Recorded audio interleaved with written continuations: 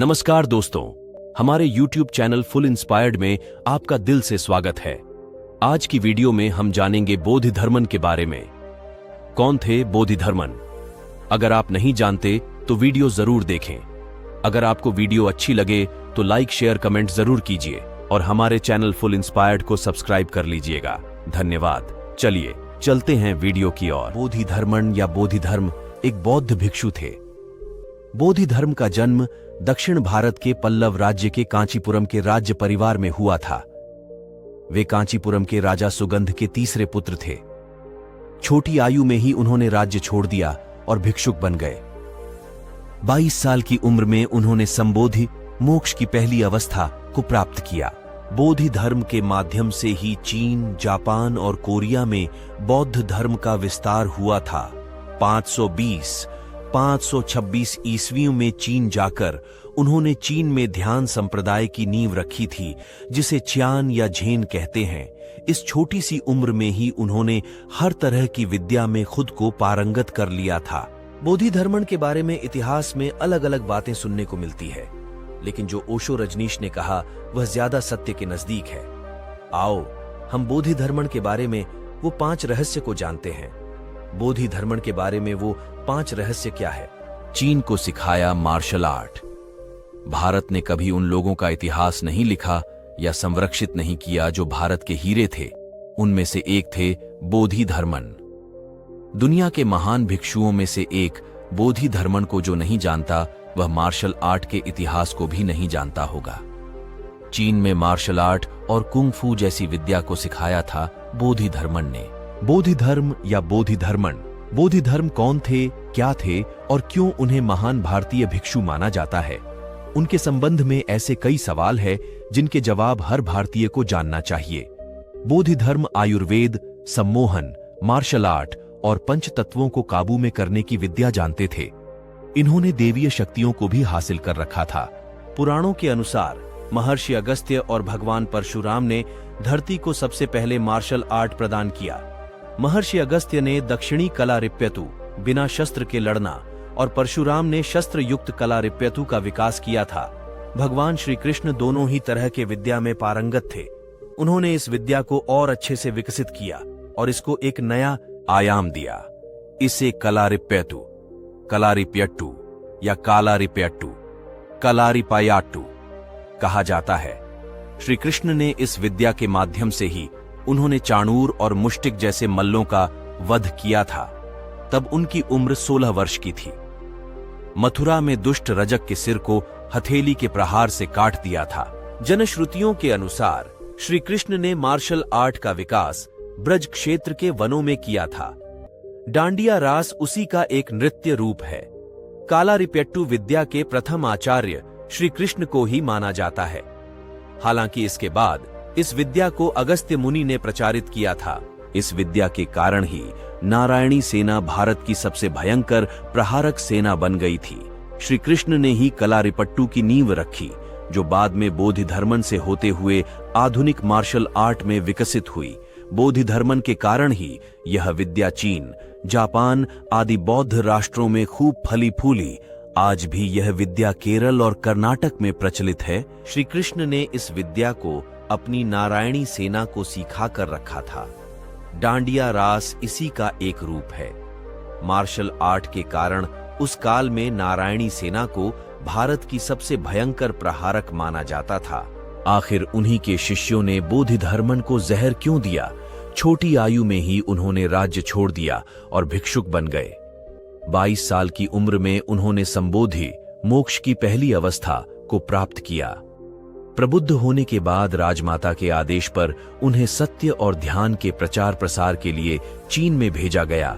महीनों के कठिन सफर के बाद बोधिधर्म चीन देश के नानयिन, नानकिंग गांव पहुंचे। कहते हैं कि इस गांव के ज्योतिषियों की भविष्यवाणी के अनुसार यहां बहुत बड़ा संकट आने वाला था। बोधिधर्म के यहां पहुंचने पर गांव वालों ने उन्हें ही यह संकट समझ लिया। ऐसा जानकर उन्हें उस गांव से खदेड़ दिया गया। वे गांव के बाहर रहने लगे। उनके वहां से चले जाने पर गांव वालों को लगा कि संकट चला गया। दरअसल संकट तो एक जानलेवा महामारी के रूप में अभी आने वाला था और वह आ गया। लोग बीमार पड़ने लगे। गांव में अफरा तफरी मच गई। गांव के लोग बीमारी से ग्रसित बच्चों या अन्य लोगों को गांव के बाहर छोड़ देते थे ताकि किसी अन्य को यह रोग न लगे। बोधिधर्मन चूंकि एक आयुर्वेदाचार्य थे, तो उन्होंने ऐसे लोगों की मदद की तथा उन्हें मौत के मुंह में जाने से बचा लिया। तब गांव के लोगों को समझ में आया कि यह व्यक्ति हमारे लिए संकट नहीं बल्कि संकटहर्ता के रूप में सामने आया है। गांव के लोगों ने तब से उन्हें इज्जत दी और उन्हें गांव में शरण दी। बोधिधर्मन ने गांव के समझदार लोगों को जड़ी बूटी कुटने और पीसने के काम पर लगा दिया और इस तरह पूरे गांव को उन्होंने चिकित्सा सुविधा उपलब्ध कराकर गांव को महामारी से बचा लिया। एक संकट खत्म होने के बाद गांव पर दूसरा संकट आ गया। हैवानों लुटेरों की एक टोली ने गांव पर हमला कर दिया और वे लोगों को मारने लगे। चारों ओर कत्लेआम मच गया। गांव वाले समझते थे कि बोधिधर्मन सिर्फ चिकित्सा पद्धति में ही माहिर है, लेकिन उन्हें क्या मालूम था कि बोधिधर्मन एक प्रबुद्ध, सम्मोहनविद और चमत्कारिक व्यक्ति थे।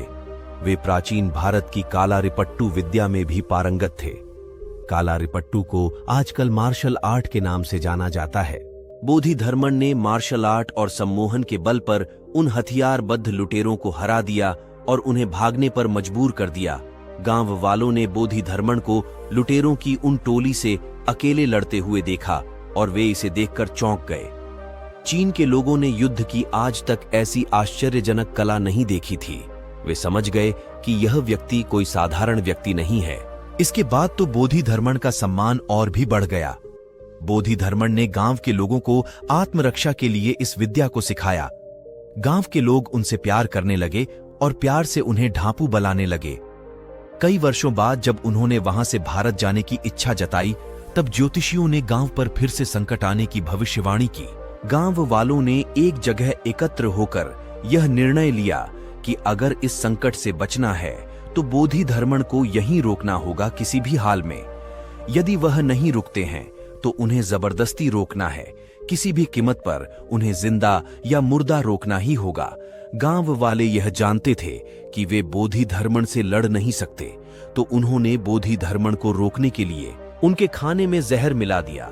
लेकिन बोधिधर्मन यह बात भलीभांति जान गए। उन्होंने गांव वालों से कहा कि तुमने ऐसा क्यों किया? तुम मुझे मारना क्यों चाहते हो? गांव वालों के कहा कि हमारे ज्योतिषियों अनुसार आपके शरीर को यहीं दफना दिया जाए तो हमारा गांव हमेशा के लिए संकट से मुक्त हो जाएगा। बोधिधर्मन ने कहा, बस इतनी सी इच्छा। बोधिधर्मन ने गांव वालों की इस बात को स्वीकार कर लिया और उन्होंने जहर मिला हुआ वो भोजन बड़े ही चाव से ग्रहण कर लिया। चाय की खोज की थी बोधिधर्मन ने। संत सद्गुरु ने एक कहानी सुनाई थी जो कि इस प्रकार है। चीन का राजा वू भारत के किसी महान बौद्ध भिक्षु के आने का इंतजार कर रहा था, क्योंकि वह जानते था कि भारत में एक से एक रहस्यमयी और चमत्कारिक ऋषि, मुनि, संत और भिक्षु रहते हैं। वू के मन में कई तरह के धार्मिक और दार्शनिक प्रश्न इकट्ठे हो गए थे। वे चीन में बौद्ध धर्म का महान संरक्षक था। उसको किसी भविष्यवक्ता ने कहा कि भारत से कोई महान भिक्षु आएगा और चीन का भाग्य बदल जाएगा। इसके बाद उसने उस भिक्षु के स्वागत के लिए भरपूर तैयारियां कर ली थीं। लेकिन सालों तक कोई भिक्षु नहीं आया, कोई भी बौद्ध गुरु नहीं आया। फिर एक दिन यह संदेश आया कि 2 महान भिक्षु हिमालय पार करके चीन आएंगे और बौद्ध धर्म के संदेशों का प्रचार करेंगे। यह सुनकर राजा फिर से स्वागत की तैयारी में लग गया। कुछ महीनों के इंतजार के बाद चीन राज्य की सीमा पर 2 लोग नजर आए। ये थे बोधिधर्म और उनका एक शिष्य था। वू ने जब उन दोनों को देखा तो उसे बहुत निराशा हुई। उसने सोचा था कि कोई वृद्ध, ज्ञानी और महान होगा, लेकिन ये दोनों तो बिल्कुल साधारण और युवा लग रहे थे। महज 22-23 साल का लड़का और महान भिक्षु, ऐसा कैसे हो सकता है? वू ने तो सुन रखा था कि वे बड़े ज्ञानी और महान हैं, लेकिन ये तो थके हारे युवक नजर आ रहे हैं। दरअसल पर्वतों में महीनों की लंबी यात्रा से थके हुए बोधिधर्म भी राजा पर अपना कुछ खास प्रभाव नहीं छोड़ पाए। हालांकि प्रबुद्ध व्यक्ति किसी पर प्रभाव छोड़ने की तमन्ना भी नहीं रखते। खैर, राजा ने किसी तरह अपनी निराशा को छिपाया और दोनों भिक्षुकों का हंसते हुए स्वागत किया। उसने उन्हें अपने शिविर में बुलाया और उन्हें बैठने का स्थान देकर उनके भोजन आदि की व्यवस्था की। दोनों की थकान उतरने के बाद राजा ने उनसे वार्तालाप शुरू की। वार्तालाप के बाद सवाल जवाब का दौरा शुरू हुआ तो राजा ने बोधिधर्म से कहा, क्या मैं आपसे एक प्रश्न कर सकता हूं? बोधिधर्म ने कहा, बोले, बिल्कुल कर सकते हैं। राजा वू ने पूछा, इस सृष्टि का स्रोत क्या है?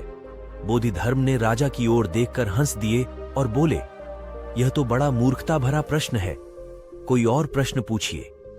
राजा वून ने खुद को अपमानित महसूस किया और निराश हो गया। उसने सोचा, इतने महत्वपूर्ण प्रश्न को यह युवक मूर्खतापूर्ण कह रहा है, फिर यह जानता ही क्या होगा। राजा ने तो इस तरह के दार्शनिक प्रश्नों की एक लंबी सूची बना रखी थी। अब वह सोच में पड़ गया। राजा ने भीतर ही भीतर खुद को बहुत अपमानित और क्रोधित महसूस करते हुए भी खुद को संभाले रखा और कहा, चलिए मैं आपसे दूसरा प्रश्न पूछता हूं, मेरे अस्तित्व का स्रोत क्या है? यह सुनकर बोधिधर्म और भी जोर से हंसे और बोले, यह तो और भी मूर्खतापूर्ण प्रश्न है, कुछ और पूछिए। दो महत्वपूर्ण प्रश्न थे, इस सृष्टि का स्रोत क्या है और मेरे अस्तित्व का स्रोत क्या है। दोनों महत्वपूर्ण प्रश्न जिसके आधार पर संपूर्ण दर्शन और धर्म खड़ा हुआ था, उसे बोधिधर्मन ने एक झटके में खारिज कर दिया। राजा समझ गया कि यह खुद ही मूर्ख है। राजा का पारा तो 7वें आसमान पर था, लेकिन फिर भी उसने खुद को संभालते हुए तीसरा प्रश्न पूछा। तीसरा प्रश्न उसका बहुत ही अलग था। उसने पूछा, बौद्ध धर्म का प्रचार प्रसार करने के लिए मैंने कई ध्यान कक्ष बनवाए, सैकड़ों बगीचे लगवाए और हजारों अनुवादकों को प्रशिक्षित किया। मैंने इतने सारे प्रबंध किए हैं, क्या मुझे मुक्ति मिलेगी?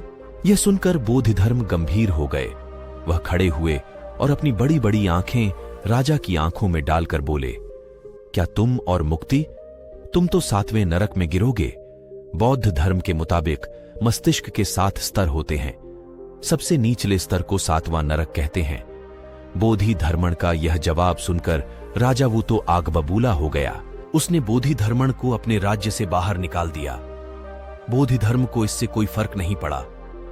राजा वू के राज्य से निकाले जाने के बाद बोधिधर्म पर्वतों में चले गए। वहां उन्होंने कुछ शिष्यों को इकट्ठा किया और पर्वतों में ही ध्यान करने लगे। जिस पहाड़ पर वे ध्यान करते थे उसे चाय कहते थे। एक दिन उस पहाड़ी पर उन भिक्षुकों को कुछ अलग किस्म की पत्तियां दिखाई दी। बोधिधर्म ने जांच पड़ताल के बाद पाया कि अगर इन पत्तियों को उबालकर पिया जाए तो इससे नींद भाग जाती है। इसे पीकर वे अब पूरी रात सतर्क रहकर ध्यान कर सकते थे और इस तरह से चाय की खोज हुई। हालांकि एक दंतकथा के अनुसार चाय की उत्पत्ति बोधिधर्मन की पलकों के कारण हुई थी। दरअसल ध्यान करते हुए एक दिन बोधिधर्म सो गए थे, जो गुस्से में उन्होंने अपनी पलकें काटकर जमीन पर फेंक दी थी। जहां उन्होंने पलकें फेंकी थीं, वहां हरी पत्तियां उग आई, जिसे बाद में चाय के रूप में जाना जाने लगा। भारतीय गुरुओं में 28वें गुरु थे बोधिधर्म। ओशो रजनीश ने बोधिधर्म के बारे में बहुत कुछ कहा है। ओशो के अनुसार बौद्ध धर्म के ज्ञान को भगवान बुद्ध ने महाकश्यप से कहा। महाकश्यप ने आनंद से, और इस तरह यह ज्ञान चलकर आगे बोधिधर्म तक आया। बोधिधर्म उक्त ज्ञान व गुरु शिष्य परंपरा के 28वें गुरु थे। उत्तरी चीन के तत्कालीन राजा बूती एक बोधिधर्म से प्रेरित थे। बूती के निमंत्रण पर बोधिधर्म की उनसे नानकिंग में भेंट हुई। यहीं पर 9 वर्ष तक रहते हुए बोधिधर्म ने ध्यान का प्रचार प्रसार किया। बोधिधर्म चीन में 9 वर्ष तक एक दीवाल की तरफ मुंह करके बैठे रहे। किसी ने एक दिन उनसे पूछा, आप हमारी तरफ पीठ करके क्यों बैठे हैं? दीवाल की तरफ मुंह क्यों करते हैं? बोधिधर्म में कहा, जो मेरी आंखों में पड़ने के योग्य होगा उसे ही देखूंगा। जब उसके आगमन होगा तब देखूंगा, अभी नहीं। अभी तो दीवाल देखूं या तुम्हें देखूं, एक ही बात है। ओशो कहते हैं कि 9 वर्ष बाद वह व्यक्ति आया जिसकी प्रतीक्षा बोधिधर्म ने की थी। उसने अपना एक हाथ काटकर बोधिधर्म की ओर रख दिया और कहा, जल्दी से इस ओर मुंह करो वरना गर्दन भी काट कर रख दूंगा। फिर क्षण भर भी बोधिधर्मन नहीं रुके और दीवाल से उस व्यक्ति की ओर घूम गए और कहने लगे, तो तुम आ गए, मैं तुम्हारी ही प्रतीक्षा में था। क्योंकि जो अपना सब कुछ मुझे देने को तैयार है वही मेरा संदेश झेल सकता है। इस व्यक्ति को बोधिधर्म ने अपना संदेश दिया जो बुद्ध ने महाकश्यप को दिया था। बोधि धर्म के प्रथम शिष्य माना जाता है कि बोधि धर्म जब तक चीन में रहे, मौन ही रहे और मौन रहकर ही उन्होंने ध्यान संप्रदाय की स्थापना कर ध्यान के रहस्य को बताया। बाद में उन्होंने कुछ योग्य व्यक्तियों को चुना और अपने मन से उनके मन को बिना कुछ बोले शिक्षित किया। यही ध्यान संप्रदाय कोरिया और जापान में जाकर विकसित हुआ। बोधि धर्म के प्रथम शिष्य और उत्तराधिकारी का नाम शैन कंग था, जिसे शिष्य बनने के बाद उन्होंने हुई के नाम दिया। पहले वह कन्फ्यूशियस मत का अनुयायी था। बोधि धर्म की कीर्ति सुनकर वह उनका शिष्य बनने के लिए आया था। बोधि धर्म का कोई ग्रंथ नहीं है, लेकिन ध्यान संप्रदाय की इतिहास पुस्तकों में उनके कुछ वचनों का उल्लेख मिलता है। ओशो कहते हैं, फिर यह व्यक्ति जिसे बोधि धर्म संदेश दे आए थे, उनके लगभग 500 शिष्य थे। जब यह व्यक्ति बूढ़ा हुआ तो उसे भी अपने उत्तराधिकारी शिष्य की तलाश थी। इसके आश्रम में 500 भिक्षु थे। इसने एक दिन घोषणा कर दी कि जो भी सोचता है कि वह मेरे योग्य है, वह मेरे द्वारा पर धर्म का सार 4 पंक्तियों में लिख जाए और मुझे समझ आ जाएगा तो मैं उसे अपना गुरुपद दे दूंगा। उक्त 500 में से एक ने हिम्मत की लिखने की, औरों ने तो हिम्मत ही नहीं की, क्योंकि वे अपने गुरु को जानते थे। वह चोरी छुपे गया और 4 पंक्तियां लिख आया कि मन दर्पण के भांति है, इस पर विचारों और विकारों की धूल जम जाती है। उस विचार और विकार की धूल को पोंछ दें, यही धर्म का सार है। दूसरे दिन सबको खबर पहुंच गई कि बात तो कह दी, बिल्कुल ठीक कह दी, लेकिन गुरु को पसंद नहीं आई थी। गुरु ने पढ़े वचन, लेकिन चुप रहा, कोई वक्तव्य नहीं दिया। लोग सोचने लगे कि ये तो ज्यादती है, इससे सुंदर वचन और क्या लिखा जा सकता है। इस खबर पर वाद विवाद होता था। भिक्षु इस पर एक दूसरे से चर्चा करते थे। ऐसे ही चर्चा करते हुए 2 भिक्षु भोजनालय से निकलते हैं कि आश्रम के भोजनालय में जो व्यक्ति चावल कूटने का काम करता था, वह उन दोनों की बातें सुनकर हंसने लगा। वह 12 साल से चावल ही कूट रहा था। 12 साल पहले जब वह शिष्य बना था, जो गुरु ने उससे पूछा था कि तू धर्म जानना चाहता है या कि धर्म के संबंध में जानना चाहता है, तो उसने कहा था कि धर्म के संबंध में जानकर क्या करूंगा, धर्म ही जानना है। तब गुरु ने कहा था कि फिर तू जा और चौके में चावल कूट, जब जरूरत होगी मैं आ जाऊंगा, तू मेरे पास मत आना। तो 12 साल से ये आदमी चुपचाप चावल ही कूट रहा था। बुद्ध तो थोड़ी देर चुप रहे थे, फूल को हाथ में लेकर, और बोधि धर्मन 9 साल तक चुप रहे थे, लेकिन यह व्यक्ति 12 साल तक चुप रहा। इस व्यक्ति का नाम था हुई नैन। यह 12 साल से चुपचाप चावल ही कूट रहा था। लोग जानते नहीं थे कि इसका भी कोई अस्तित्व है। 12 साल में उनके भीतर का सब शांत हो गया और वह साक्षी भाव में स्थित हो गया था। यह 12 साल में पहला मौका था जबकि वह हंसा। वह दोनों भिक्षु चौंके। उन्होंने पूछा, तुम क्यों हंसे? हुई युन ने कहा कि मैं इसलिए हंसा क्योंकि ये पंक्तियां जिसने भी लिखी है वह महामूर्ख है। अब तो भिक्षु और भी चौंक गए। उन्होंने कहा कि चावल कूटते तेरी जिंदगी गुजर गई और तू समझता है कि तू ज्ञानी है। हमारे आश्रम के सबसे बड़े महापंडित को महामूर्ख कहता है। क्या तू इनसे बेहतर पंक्तियां लिख सकता है? उसने कहा कि मैं लिख तो सकता हूं, लेकिन मैं लिखना भूल गया। अगर तुम लिखो तो मैं बोल दूंगा, चलो अभी। वह उन दोनों भिक्षुओं के साथ द्वार पर गया और उसने कहा, पोंछ दो ये पंक्तियां और लिखो। हुई युन के कहा, कैसा दर्पण? कहां का दर्पण? मन कोई दर्पण नहीं है तो धूल जमेगी कहां? ऐसा जिसने जान लिया उसने धर्म को जान लिया। बस वीडियो यहीं खत्म करते हैं। अगर आपको वीडियो अच्छी लगी तो लाइक, शेयर, कमेंट जरूर करें। अभी तक आपने हमारे चैनल फुल इंस्पायर्ड को सब्सक्राइब नहीं किया तो सब्सक्राइब कर लीजिए, और हाँ, बेल आइकन को प्रेस करना ना भूले ताकि हमारे नेक्स्ट वीडियो का नोटिफिकेशन आपके पास आ सके। मिलते हैं नेक्स्ट वीडियो में। धन्यवाद।